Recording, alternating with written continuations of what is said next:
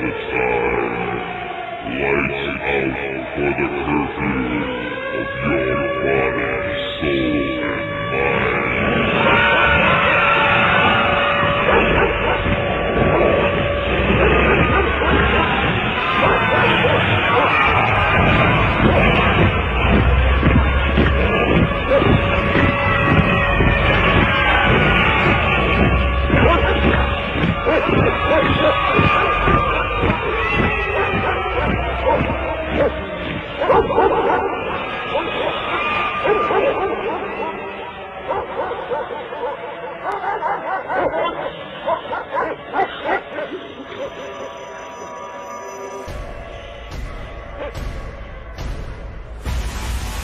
What you have just heard, listeners all over the world, is a warning.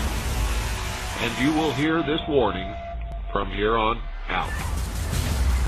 You've been listening to your leaders tell you that there is a great move towards democracy in the world. You witnessed the parting of the Iron Curtain, the fall of the Berlin Wall, the fracturing of the Soviet Union. And this is all supposedly toward a new worldwide democracy. Democracy is a code word for socialism, and that's why our forefathers established a republic. But don't get down, folks. All is not lost. I'm coming back. The problem lies within each and every one of you, and therein also lies the answer. I'm your host, William Cooper, and you're listening to the Hour of the Time.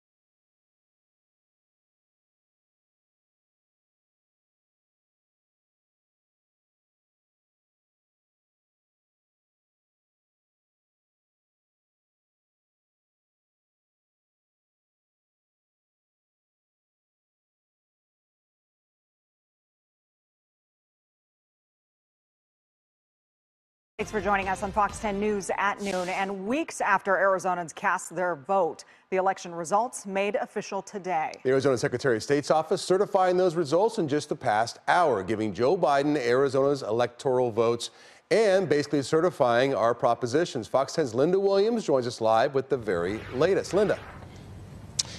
Troy, this signing is certainly not something that we've ever covered before, but then 2020 election year has been like no other. As you said, Secretary of State Katie Hobbs, Attorney General Mark Brnovich, and Governor Doug Ducey gathering this morning at about 11:15 to sign several documents, all of them certifying Arizona's election results for federal, statewide ballot measures, as well as legislative offices. Now, as you said, this officially awards the state's 11 electoral votes to Joe Biden, who received about 10,500 more votes than President Trump. Governor Ducey also spoke a little bit about this unusual election year and Arizona's role. Other states explored and experimented with Election Day. Arizona did not. If you recall, there was talk earlier in the year about not having Election Day voting. Some suggested canceling it. In Arizona, we said, no thank you. We are going to have Election Day.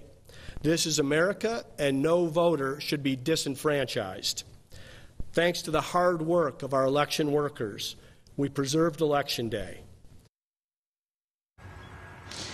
The president can challenge these results within 5 days of today's certification. Legal challenges, however, have to be resolved by December 8th, which is next Tuesday. And as we know, there has been a flurry of activity here in Arizona and across the country in terms of challenging election results. But this continues to go in order of how it's supposed to go, per the rules and legislation, that this is the very next step. That is certification.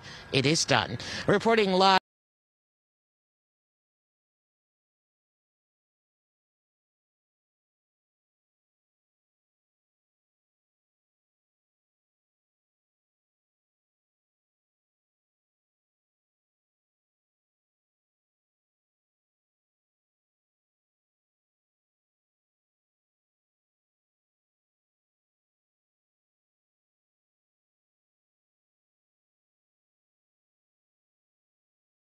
Perfectly free to ask him any questions that you want. Colonel Waldron, did you have the opportunity to examine any of the Dominion machines that were used in this election? Yes, sir. Our team looked at some machines and software up in Michigan. So you know that Dominion machines were used in Maricopa County to count the vote? Correct. And they were also used in Michigan. Michigan, Georgia, Pennsylvania. And the machines that you observed, took a look at, were able to examine, were used in the Michigan vote? Correct. Now tell us a little about Dominion. Dominion is a company that makes voting machines and voting calculation machines? That's correct. They've got full end-to-end election equipment and software. And the actual software in the Dominion machine, is that Dominion software or is it someone else's? Dominion is more of a hybrid. Over the years, they've acquired other voting companies, Sequoia and Premier. Sequoia was spun off of SGO, and Premier was spun off of Diebold as a result of the antitrust lawsuit. Sequoia is the company that was involved in the very serious miscalculation of the Chicago vote in 2007, wasn't it? I believe that's correct, yes, sir. And they were using Smartmatic software, right? Correct. And the software, the licensing agreements are pretty well. It's a good spider chart for all of these companies. They all share a common DNA in the software code. And that company, Smartmatic, their roots are in Venezuela, isn't that right? Yes, sir. Hugo Chavez was one of the founders, and invested, I think, 28% ownership in the initial setup of the SGO election systems. And they have been involved in several South American elections that were fixed, altered? Argentina, Bolivia, Singapore, Venezuela, Italy, several. And just to simplify things, and we can make this available to you, and we have several witnesses that go back to that period of time who were involved in the vote fixing, who have looked at the vote pattern in Arizona and elsewhere and said that the pattern matches the way in which Dominion and Smartmatic, companies like that, fix votes. Isn't that right? Yes, sir. And well, let me ask you this other question. One of the former officials of the United States government, a gentleman named Chris Krebs, the former DHS official, shortly after the election, he made an announcement that many of these people refusing to take a look at any evidence are relying on. What did he say? Mr. Krebs was the director of CISA at DHS, and he basically said that this election was the most secure in history. The most what? Most secure in history. The most secure in history. And partially that was because the states do an excellent job of validating voter rolls, and that this equipment is not connected to the internet. That was in his. He said this equipment, which was largely Dominion and several others, is not connected to the internet. Is that correct? Yes, sir. Now, is Dominion on his council? Dominion was on Mr. Krebs' Election Security Advisory Council. And is there, and we'll get to it with the witnesses, is there substantial evidence, not only here in Arizona, but in other states like what we presented in Pennsylvania, that Dominion was in fact connected to the internet? Are you referring to information other than the user's manual? Well, let's go back to the user's manual. Tell them about the user's manual. The Dominion Suite user's manual is about 1.5 inches thick.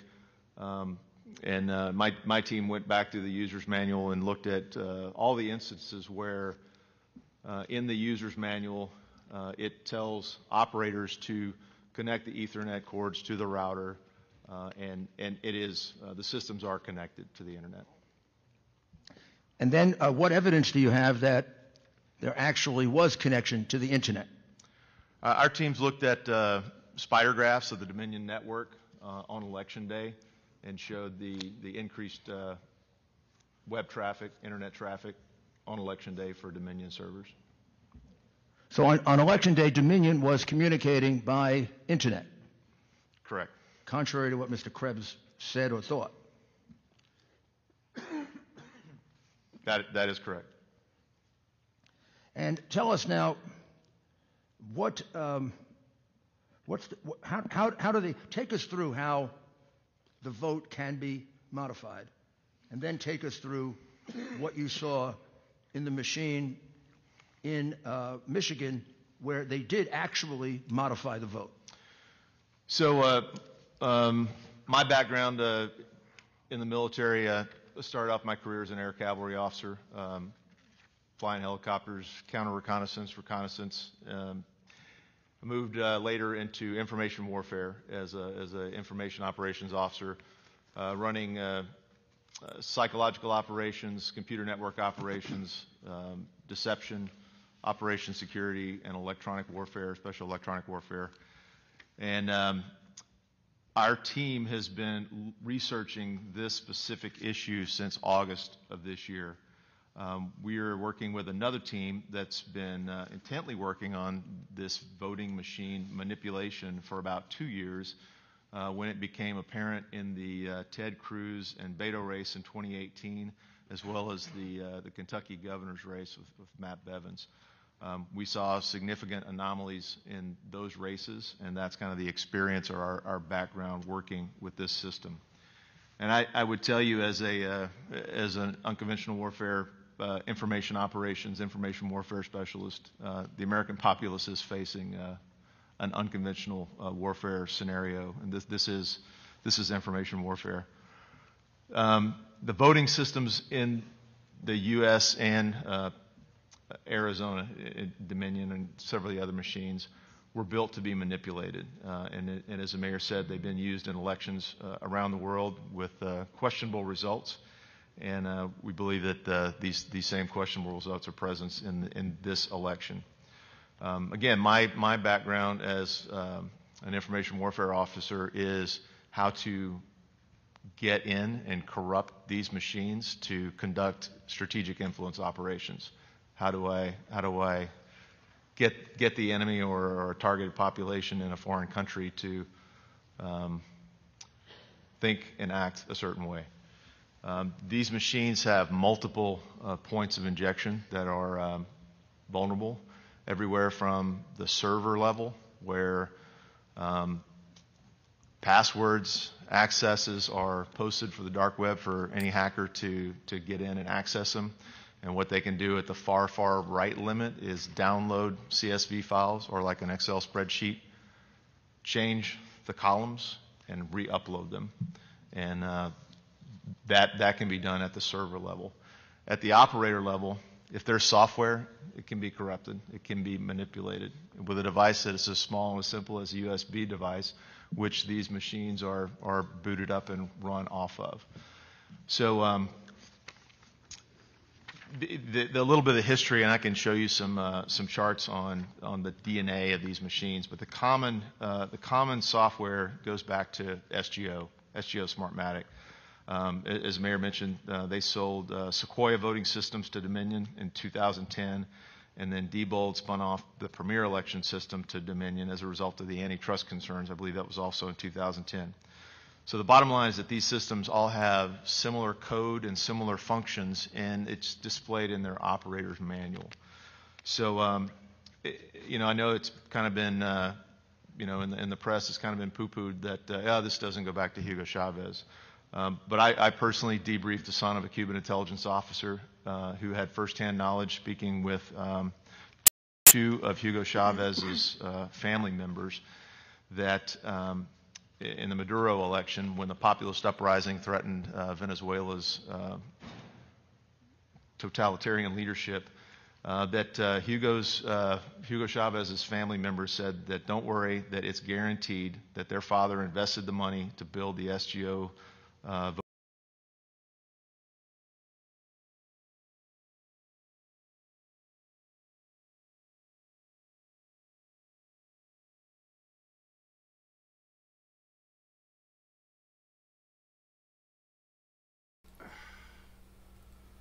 bombshell claim, no doubt about it. Dominion software, just a touch of the iceberg of today's hearing, as Colonel Philip Waldron, an expert on automating voting machines, testified today.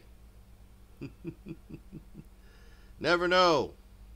For No Link News,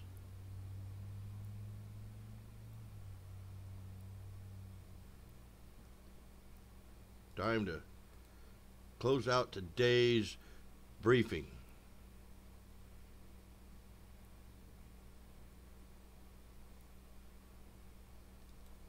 While I play with my video studio buttons,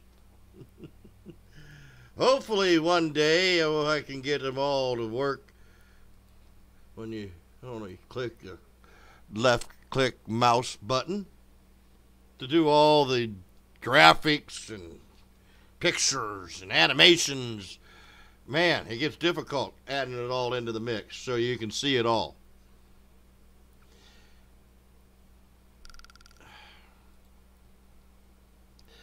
So that was just a brief glimpse of today's little briefing hearing at the Hyatt Regency in downtown Phoenix. The Trump attorney Rudy Giuliani asked one witness,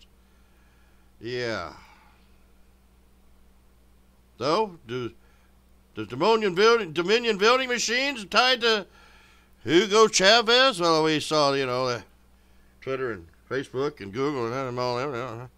This can't be confirmed, and this is, misleading election information. No, well, as you've seen, it was just illustrated, and we would like the opportunity to investigate on your behalf or a forensics team of your choosing. It doesn't matter to us, but says that please be advised that Pima County Recorder, located at 240 North Stone Avenue, Tucson, Arizona, in Pima County, Arizona, and the Democratic Party added fraud votes in the initial count to the vote by mail totals released at 8 p.m. on November 3rd, 2020. So this coincides with what we observed in the data analytics at that spike. We weren't aware of this until this email until after the fact. So there were approximately 35,000 fraud votes added to each Democratic candidate's vote totals. Candidates impacted include county, state, and federal election candidates. Through the utilization of the automated ballot count machines in Pima County elections, which were not Dominion, but they had the same pretty much functionality. My understanding is that 35,000 was embedded into each Democrat vote totals. Below are the meeting notes. In a meeting I was invited to by the Democrat Party in Pima County, Arizona on September 10, 2020, no phones or recording devices were allowed. A presentation was given including detailed plans to embed 35,000 in a spread configured distribution to each Democrat candidate's vote totals. When I asked how in the world that will 35,000 votes be kept hidden from being discovered, it was stated that spread distribution will be embedded across the total registered voter range and will not exceed the registered vote count. And the 35,000 was determined allowable for Pima County based on our county registered vote count. It was also stated that total voter turnout versus total registered voters determine how many votes we can embed. This embedding will auto-adjust based on voter turnout. Because the embed votes are distributed sporadically, all embedded votes will not be found. If audited, because the embeds are in groups of approximately... Okay, this is how Giuliani today pressed the issue with the ballots and the election rigging by pointing out that the votes that were cast, somehow there was strong pressure by election officials. According to this anonymous whistleblower, 35,000 votes were added to each candidate in the Democrat ballot. In Pima County, Arizona, well, I don't know, that seems kind of far-fetched, but the witnesses speaking also saw discrepancies in local races in Michigan. So after we review these voting machines and tabulation of lithograms that are at play, can you really trust the voting system that's being run by foreigners in America today? You actually examined one of the machines, and you were actually able to see very, very clear changes in vote in the machine, correct? Correct, in Michigan. And it was down ballot changes. How many? Correct. So the down ballot looks, it was for, there were changes in the election day vote on 11-3 to the recount vote on 11-6. Say, for example, the school board, one lady on the election day received 519 votes, and this is a very small precinct. In the post-recount, they went from 592 to 852. The total votes went from 1068 to 1810, and the write-in vote jumped from 24 to 112. There was another proposition on a state proposal that jumped significantly from 700 votes on election day up to 1083 on the recount. So there are a lot of variabilities, and what we believe this is due to is the USB drive that was used in the election day versus the post-election recount. Well, this proposition, when I see, we should give them a copy of this, make this available to them, because it shows on the day of the election, this is a proposition about the use of future revenues generated from oil and gas bonuses. And I take it was fairly controversial. So the first vote was 774 for, 508 against. The second vote was 1083 for and 206 against. Quite a difference. Now, how did that difference come about? How do you accomplish that? How does the machine change from after the votes are cast? What does the machine remember other votes? So there's a card that stores the votes, and it's run against the algorithm that's put on the USB card into the actual machine and the tabulator, and that difference was basically the tabulation algorithm. Excuse me for my ignorance, but why would you put an algorithm in if you have a vote that's 774 to 508? Why wouldn't you just look and see, was that the correct vote? Why do you put an algorithm in which is introducing an outside force to what should be an internal process? Just shift things how you like them. When you look at moving these algorithms around through the different precincts, you can achieve quite a number of aggregate ballot shifts. So this is one instance and one recount and one small. So when they looked at the machine on election day, it was 774 to 508. When they looked at it again on the recount 3 days later, it was 1,083 to 206.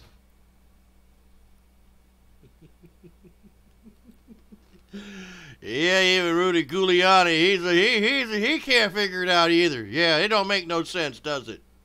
How does some wizard like this that can set up these election voting machines create such fucking chaos? Not trust. Well, what are trustworthy? They say, well, don't trust us. Just trust us. We'll take care and run America's election system for them.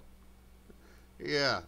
See, the guy behind the Smartmatic voting machine system is Lord Mark Brown. I've done a little. I did a little look of research into him in the previous video today. If you go back and see, you'll understand and I'll bring you up to speed on the guy behind Smartmatic. But yeah, it's time, everyone. The battle has begun. The battle has begun for America to overturn the election theft as it moves from the courts to the legislatures. Good morning, I'm Harley Schlanger from LaRouche PAC with your daily update for November 30th, 2020. In times of great crisis, it's necessary to step back sometimes and reflect on some of the deeper philosophical issues that are shaping the present situation. And we are in a time of deep crisis. We have a global financial meltdown which is escalating, with a drive coming from the globalists to push for a banker's dictatorship run by central banks. At the same time, we have the danger of war escalating with the assassination of the Iranian nuclear scientist and people calling for an attack on Iran, with the surrounding of containment of China, the push for NATO to move more aggressively into Eastern Europe, into the border of Russia. These are real issues. And while we're still engaged in an intense battle to determine whether Donald Trump will be reelected by overcoming the efforts to steal the election on behalf of Biden, we shouldn't neglect to keep our eyes on this bigger picture, because this bigger picture is what's shaping the determination of the forces behind Biden to use a fraud to get rid of Donald Trump. Now, it's in this moment that we have a very useful article by Helga Zepp-LaRouche to bring into focus this question of the deep cultural conflicts which underlie this fight. And it's basically called the Post-Pandemic World Order, focusing on the question of the image of man. Now, one of the things we're seeing in the vote fraud fight is the possible move from the courts, which have so far been stonewalling the issue. And I'll give you an example of that in a moment. But move from the courts to the state legislatures, where you have actual representatives of the people, elected officials who have the responsibility under the Constitution to be the ultimate determinators of what happens, whether the electors of one party or another are seated. And this fight we saw unfolding in Pennsylvania the other day, and we had a couple of people from Pennsylvania speak at our International Inquiry Commission, including a state senator. There's a motion coming before the Pennsylvania House and Senate today to seat the Trump electors rather than the Biden electors based on the evidence of fraud. There's also a hearing coming up in Arizona.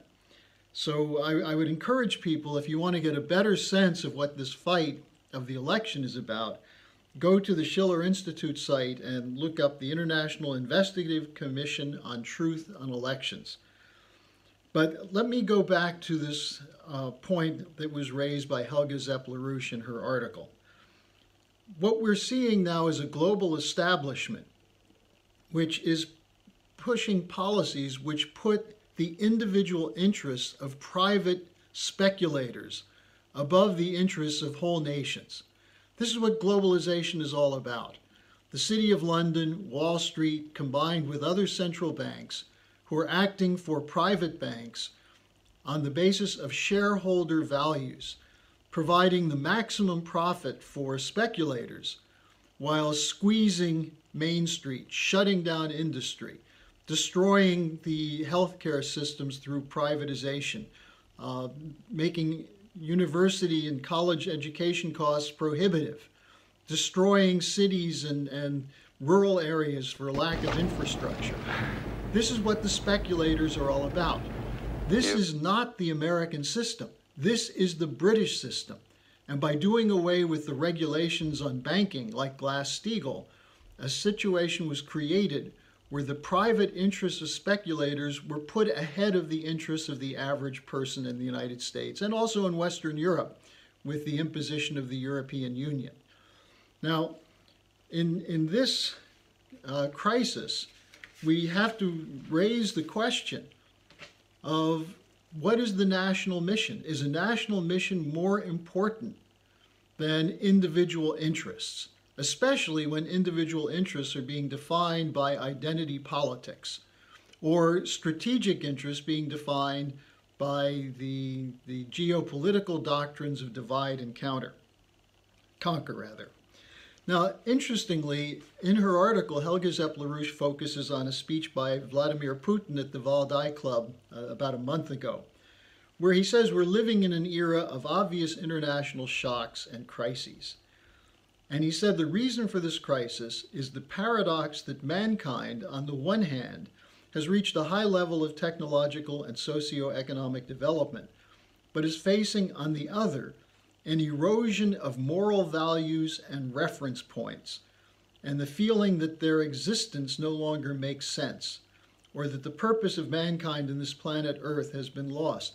Think about AOC and the Squad and Greta Thunberg saying that the world's going to end in 12 years if you don't give up eating meat, if you don't allow for a decarbonization, which means a shutdown of the necessary means of production to provide for 7 billion plus people on the planet. And Putin went on to say that we have to have a complete revision of our priorities and goals, and this must begin with every single individual, every community, every state, and then a global configuration can emerge. So in Putin's view, national interests and individual interests are not in conflict. Now, the question then is that Helga Zepp-LaRouche is taking up is there a contradiction between individual interests and those of a nation? And again, not in the American system. In the American system, we guarantee individual liberty, but we put regulations against private interests to make sure they don't interfere with individual liberty. Now, is that a contradiction? Well, think about what happened with the housing crisis and the mortgage bubble in 2008. Who was protected by the government? The bankers. They were bailed out. Who was not protected? Citizens who were roped into these ridiculous mortgage and high-price homes based on a bubble, and then were forced out onto the street or into neighbors' houses or left with few options when the decision was made to protect the interests of the financial cartels and not the interests of the people. Think again to what happened in September of this year, of last year rather, 2019, when the decision was made to bail out banks once again and corporations who have extreme valuations, who have problems with their existing debt. And instead, money was given to them and the economy was shut down. This was happening before the coronavirus. So this question of the relationship of the individual to the general welfare is a primary question of the American system.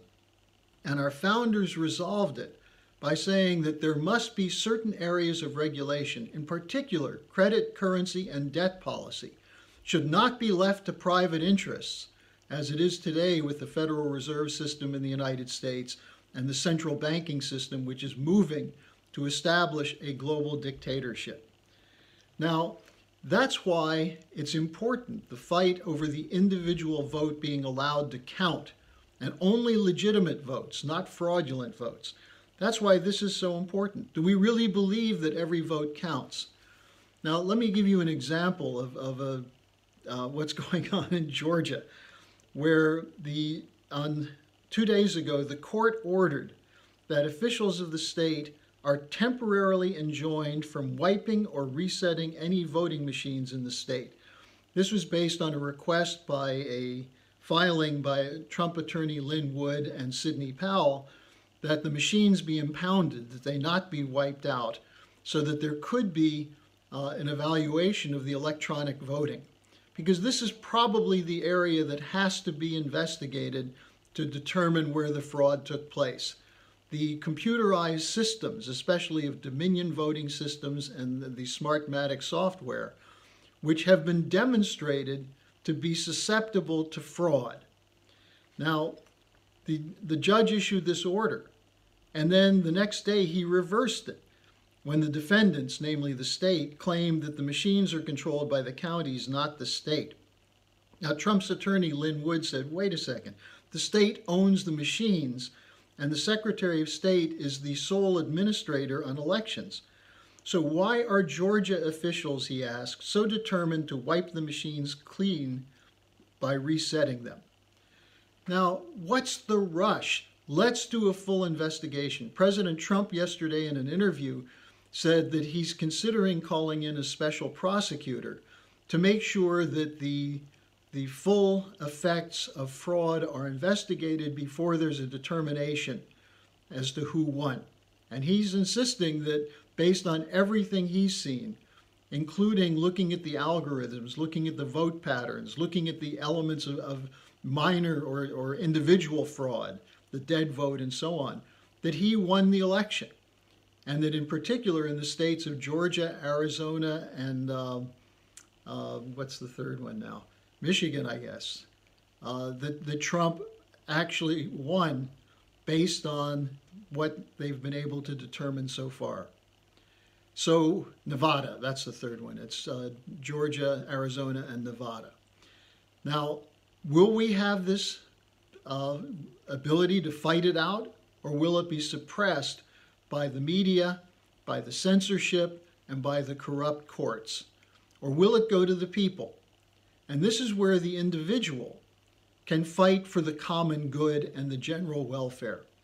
And that's up to you to take responsibility to find out what happened and to be part of the vocal majority that speaks out, or maybe it's a vocal minority, but speaks out on behalf of the majority that will not tolerate such atrocities in our republic. So that's my update for today. Thank you for joining me, and I will be back with you tomorrow. God bless the republic. Yes, to the New World Order. We shall prevail, ladies and gentlemen. The empire is on the run. And we are on the march, day and night. Hoorah. Thank you, gentlemen. Guys, we'll be back at 8 o'clock. Meanwhile, BC coming up next. Don't you touch that dial, because we got a lot more live radio on Liberty Tree Radio. Plant the seed in our homeland, boys. Let it grow where all can see. Feed it with our devotion, boys. Call it the Liberty Tree. It's a tall old tree and a strong old tree. And we are the sons, yes, we are the sons of liberty. Save it from the storm, boys. Water down its roots with tea. And the sun will always shine on the old Liberty Tree. It's a tall old tree and a strong old tree. And we are the sons, yes, we are the sons of liberty. March along with the piper, boys. We were born forever free. Let's go pay the piper, boys, beneath the Liberty Tree. It's a tall old tree and a strong old tree. And we are the sons, yes, we are the sons of liberty. Pay the price they're asking, boys. Always pay the tyrant's fee. Never.